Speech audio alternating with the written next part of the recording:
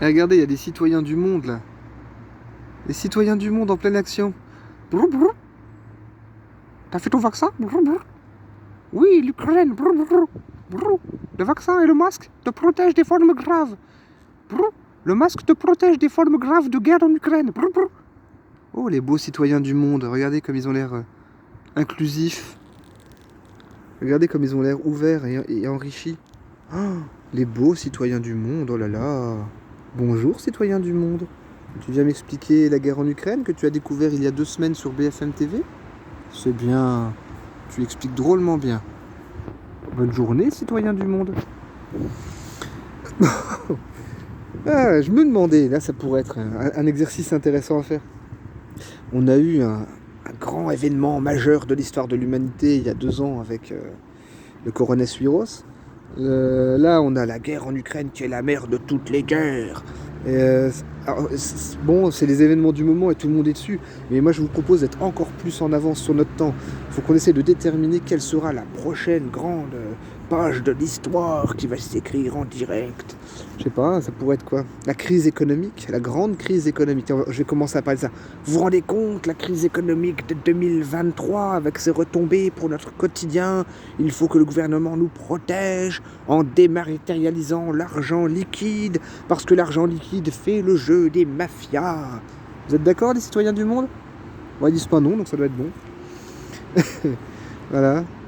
Qu'est-ce que ça va être? L'invasion extraterrestre. Les extraterrestres sont à nos portes, nous avons des images, cela remet en question les croyances. Ah vache. Ouais, ça sera quoi la prochaine grande aventure? Ça va être quoi? Le gouvernement mondial? Ah, les grands événements historiques. Les gens là qui sont en hystérie, ou les gens qui sont en hystérie depuis 2 ans, ou qui étaient en hystérie il y a 2 ans, faudrait leur demander de faire le diagnostic, de faire le détail de ce qui a vraiment changé pour eux, de ce qui était vraiment modifié pour eux, de ce qui était vraiment différent.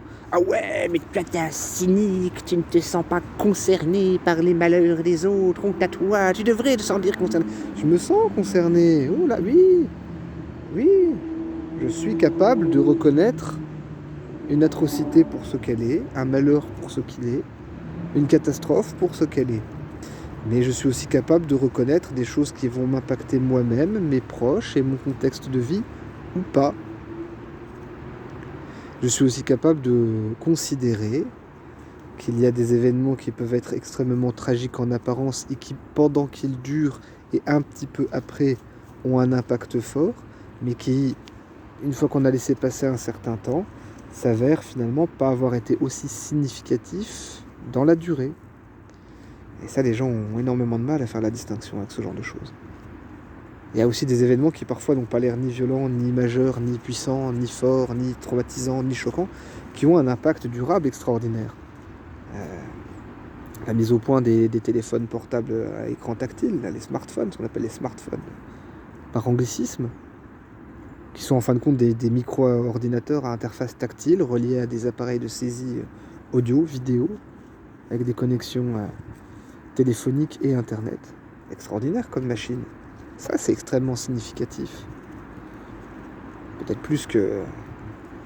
Dans le concret, je parle, hein, peut-être plus qu'une certaine épidémie, qui effectivement a été tragique pour les gens qui en sont morts, qui effectivement a été tragique pour les familles des gens qui en sont morts, mais qui a été surtout chiante pour la grande majorité des gens, parce que les gens ont dû subir toutes sortes de réglementations, de règles, de contraintes, d'obligations. Mais ça, c'était pas la maladie qui a fait ça. La maladie, elle n'a signé aucun papier, aucun décret-loi.